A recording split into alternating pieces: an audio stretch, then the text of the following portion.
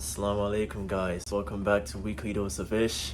It's your boy Ish, and today I wanted to give you guys the story about the time I missed 2 flights in one day.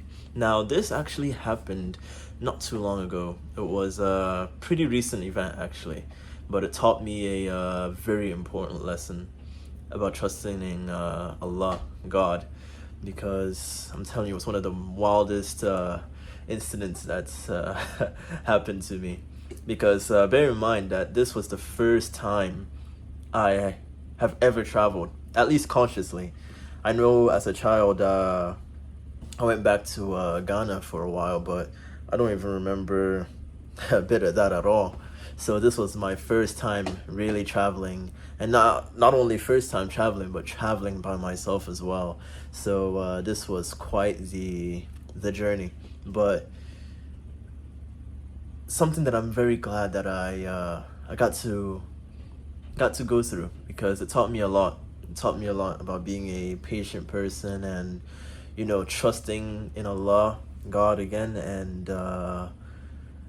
just not worrying too much about things. Everything always seems to work out in the end. So let me get straight into it. Let me not hold you guys off for any longer. So I remember I was coming back from Albania. I went on a trip there. I'll tell you guys about that story in another video. But this one, I was coming back from Albania. And this is how simple the trip was supposed to be, right? It was supposed to be, I go to Albania, go to Germany, and go right to Atlanta, right? Simple, easy peasy. So I woke up, I think, around like 3 a.m. in the morning in Albania. I was dropped off at the airport. I think the flight was supposed to be at like, I remember 6:30 or 7:30. 6 or 7:30, around that time. But what I will tell you is we never ended up leaving at the actual time it was due, so it doesn't really even matter there, because I don't know why, but they delayed this flight for so long. They delayed the flight for so long that we were, I think, in the plane for like a good hour and a half before getting off the floor. And it was so weird, because what I knew at that time was that, dude, my Germany flight is literally at, I think, what was the time? I think it was at like 11:30 or something like that. It was crazy. 11:30 or something like that. So I remember we ended up leaving at like 8:30. So an hour after the flight was originally supposed to leave, we left at like 8:30. It was crazy. So the flight was supposed to take 2 hours, which it did. I mean, 2 hours from Albania to Germany, not too long. Very smooth flight. So when we got to Germany, I was in a very big time crunch. But I just knew all I had to do was just make it through security, go as fast as possible. And well, inshallah, we'll make it, right? No. It was a lot harder than than originally seemed, because we got to Germany and first I had to find the gate. Now, this is my first time being in Germany, so I don't even know a thing. So I looked at the signs, and then finally I found, okay, we were at gate Z. I ran to that line, and oh goodness, bro, the line stretched so long for the security bag entrance. It's crazy. It stretched for so long, bro. I think we were on that line for a good an hour, bro. An hour. Then I started to really think to myself, am I really about to miss this flight, bro? Am I really about to miss a flight? Ain't no way this is gonna happen. So, I was like, let's relax. Let's calm down, and let's see what happens. So I was like, chill. I stood in the line. I made a friend with a pretty cool guy who was also from the US. He lived in another state, but he was a college student as well, so it was quite cool talking to him. Passed by time pretty quickly. We got to security, and bro, they held on my they checked my bag for something, and they didn't even end up checking the bag, so they held it up for like checking or something like that. I don't know why. And then the guy just stood there and said, oh, it's cool, you can take it. Literally, bro, I was there for like 10 extra minutes for them to check the bag, and they didn't check the bag. Thing was wild. But Hollis, it was all good. So I knew by then, bro, I had to run. I had to run. I bid my farewell to the guy that I met, and literally I grabbed the two bags and I was gone. Zoom. The thing about airports nowadays, they have a lot of stores, so it takes quite a while until you get to the gate you're supposed to go to. Originally, I thought, yo, you're just gonna go and you're gonna run all the way to your gate and then get to your plane. Oh, no, no, no. Not again. I'm telling you, once I ran. And then I noticed off in the distance, there's a line, a literal line split into two. And that was the passport check. Oh, goodness. They already did that back in Albania, so I thought, yo, they won't probably need to do it again. They checked the passport. I was in that line for 30 minutes, and the flight time came. So boarding time came, still in the line. Dude, I was like, yo, I gotta go. Otherwise, I'm gonna miss this thing. So I tried asking people. Some people were actually really nice to let me go past the line. And I wasn't the only one. There were a few people too trying to catch their flights. Sadly, that didn't really end up being the case. So after we got past, I think it took like 40 minutes. After we got past the passport check line, what I knew was I was in the time crunch again. I think I had like 3 minutes to get to the gate. So I was like, you know what? I grabbed my bags, no hesitation, and I ran. Oh, I know people over there were looking at me like a madman, but I had to catch a flight, man. I wasn't missing it for nothing. So I ran, and I was running. I looked onto the side of the wall. Now they had the directions to the gate, and what I noticed was I looked, and to my gate, they said was an estimated time of 8 minutes. 8 minutes? That was not time I had at all. I did not have that much time. So literally I was like, yo, what is this? So, you know what, I was like, okay, Hollis, inshallah we'll make it. Inshallah, Allah will help me make this thing. So I ran. Oh, those bags were heavy as well, I swear. They were heavy. But you know what? That adrenaline just kicked in and I went. And all of a sudden, as I reached the gate, I noticed nobody was there, and it started to come to reality that, yeah, man, I missed this thing, bro. I missed this flight.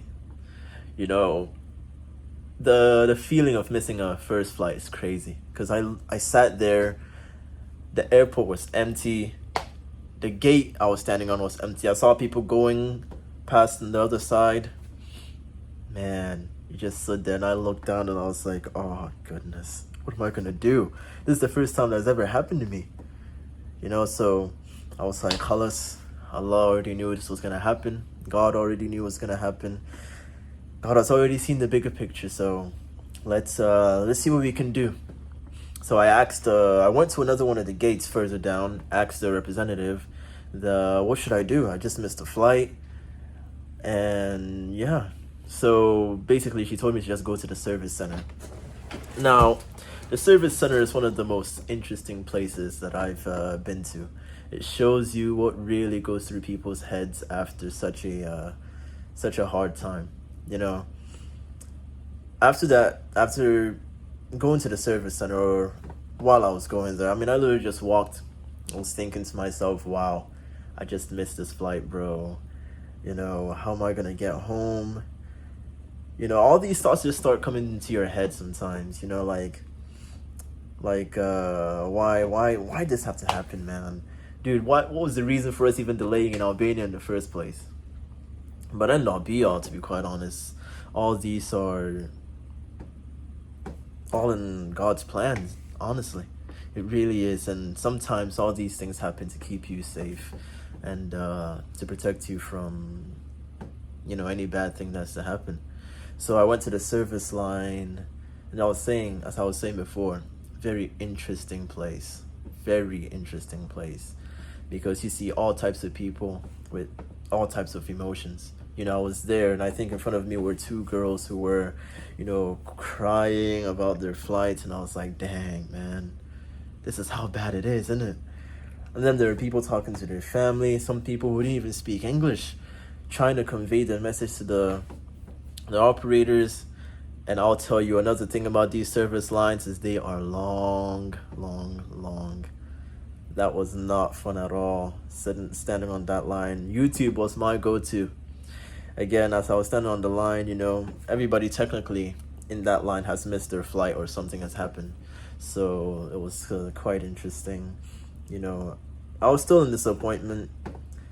But what I was hoping was that on my way, I did see 2 more flights that connected back to Atlanta. So maybe if they could do something, you could direct me onto those flights and back. I stood in that service line for like 2 hours. And notice, I didn't even call my parents because in this situation, I didn't even want to worry them. I wanted to make sure I get the answer before calling them. I'm on my own, so I got to make sure I kind of figure things out by myself, You can't really, in a situation like that, you can't call on to anybody. You're on your own, and it's just you and God, and that's really it. You're miles and miles away from your parents, away from your siblings, away from your friends. It was tough, but after 2 hours, I was able to talk to a representative, and she was a very nice lady.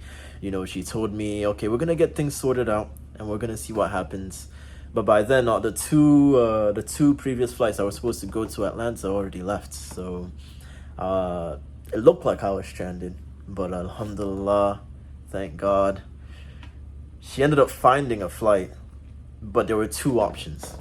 Either one, I stayed a night in Germany and take a flight back to Atlanta, which I wasn't trying to do because at that time that was around like 5:15 p.m. in German time, and to stay overnight in Germany's airport without a hotel.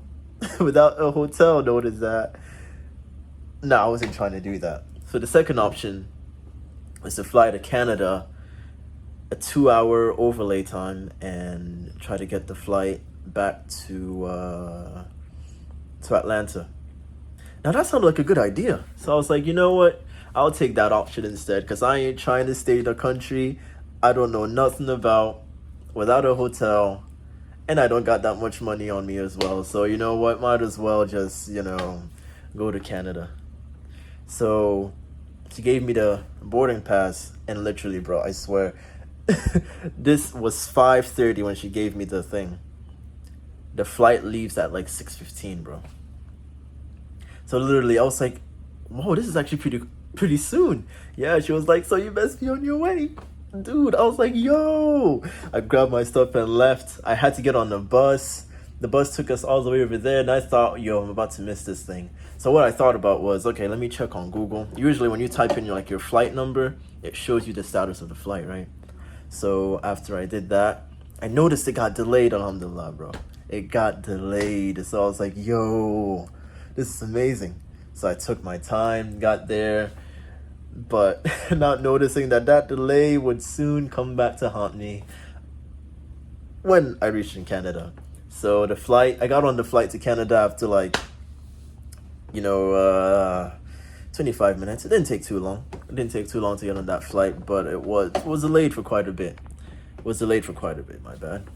Yeah, and 10 hours. 10-hour flight from Germany to Canada. It was nice. Day throughout. But we got to Canada, I think, in the afternoon. Now, what we were trying to do was just get to the next plane as soon as possible. But I got to that airport. As soon as I got past got out of the plane, there was a line that was stretching all the way. Literally, I was like, you know what, man, screw it. I don't care what no one thinks. I literally got from the line and caught everybody, bro. I went all the way, and I think a few other people were following me as well. It's crazy. So I went until a lady was like, U.S. passport people or something like that. And then they guided us into another line. We went, and then there was another line again. I'm telling you, these lines are crazy, bro. When you're traveling, these lines are something else. There's something else. But, We bared patience, of course. I was like, Alhamdulillah, we're here. We're here. We're one step closer to the United States. So you had to go through security again, which is something I already knew. And the worst one of all was the passport one, because I know that's what they usually do. The baggage one took a little bit quicker than I expected, so I was optimistic. I was like, yo, we could actually get past this. And I actually had some people next to me who were also going to Atlanta as well. So I was like, man, I can relax. I can be calm. Everything's going to be cool. It's going to be fine, man. We got past that luggage line, and literally, bro, we stood. And it was a short line. It wasn't even like the long lines I was talking about previously. A short line. And we literally stood there for like 40 minutes. By the time I was looking, time passed. At this time, I was on the phone with my dad. And literally, I knew that we were about to miss this thing. The people behind me that was going to Atlanta as well was like, yeah, man, we're not going to make it, bro. We're not going to make it. So after I got past the line, I was still somewhat optimistic that maybe this flight might be delayed, or they will wait for the people trying to attend, the flight. Now, that's the thing about airports, man. They don't wait. When it's time to go.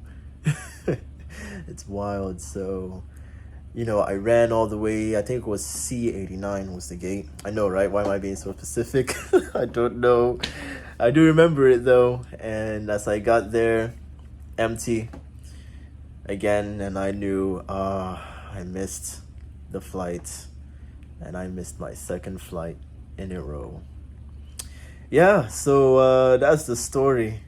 Of course, long story short, I had to stay over at the airport in Canada, but it wasn't bad. What I was able to do was, I'm going to tell you an interesting story, actually. I won't tell you the whole thing right now, but I will tell you an interesting story about what happened after this, because it was very interesting. It was wild. Saw one of the most crazy things I think anybody will ever see at the airport, and yeah, it was fun. It was fun, though, looking at it now, seeing the bigger picture as it was, you really look at it from a third person perspective, and you'd be like, man, I would be chilling, bro. This was not as bad as I thought. Yeah, but I'm telling you, it was fun. It was fun. Missing 2 flights wasn't the initial reaction. The reaction to missing a flight is never fun, bro. It's like, it's like your heart sinks sometimes, and you're like, did this really just happen? And you just sit there and you look down and you're like, wow, this really just happened. But Khalas, Allah knows best, and everything works out for a reason. It taught me to trust Allah, because I'm back in the US now. And honestly, it didn't even take too long prior. Everything panned out exactly as he did, and I think it panned out the best way it possibly could have. Of course, I could have been like, well, we could have went to Albania, Germany, Atlanta. That would have been so easy. Combined flight of 13 hours. Easy.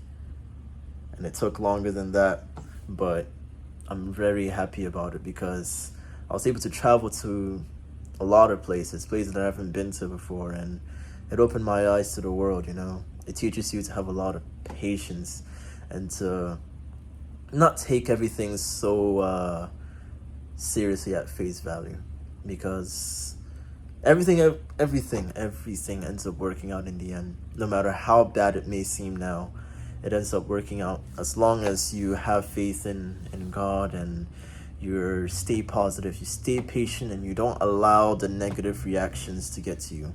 What I always tell myself is to respond to situations, not to react to situations. Reacting is like instant, but responding is when you collect yourself, you stay calm, and you're like, all right, let's see what I'm going to do to get this certain outcome. It's something my parents have always taught me. My parents are very intuitive and proactive people. I don't know if I will ever be able to reach the level that they have when it comes to proactivity, and intuitiveness, because they just are so good at it, and they learned it at such a young age.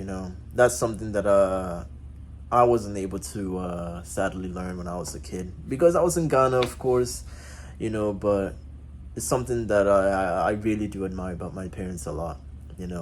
That sort of zeal they have about themselves when it comes to decision making. Literally, they are always spot on with it, and they never, you know, cower at a intense situation.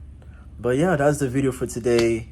Honestly, it was a very interesting story, a story that I wanted to tell you guys, because I felt it carries a important lesson.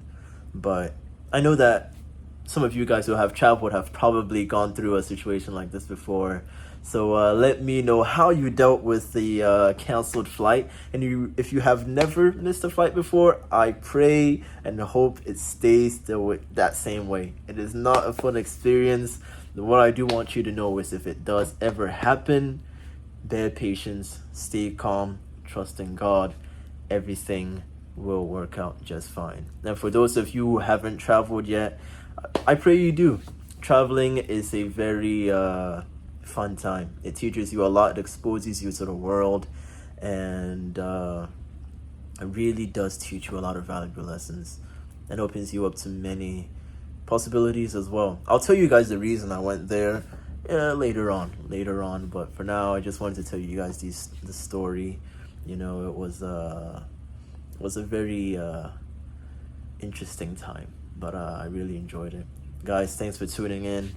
I appreciate your time as always. Comment, like, subscribe. We got another story coming next Friday, inshallah, if God wills. And stay tuned, guys. Again, comment, like, share, subscribe, and let me know in the comments how you would deal with a missed flight, or any bad situation that you've been through that has gotten you questioning, why me? How did you deal with it, and what sort of advice would you give as to how to better handle those situations? Because I'm still learning, I'm still growing. I'm only 18, so I got a long way to go. So again, thanks for tuning in, guys, and till next time. Assalamu alaikum.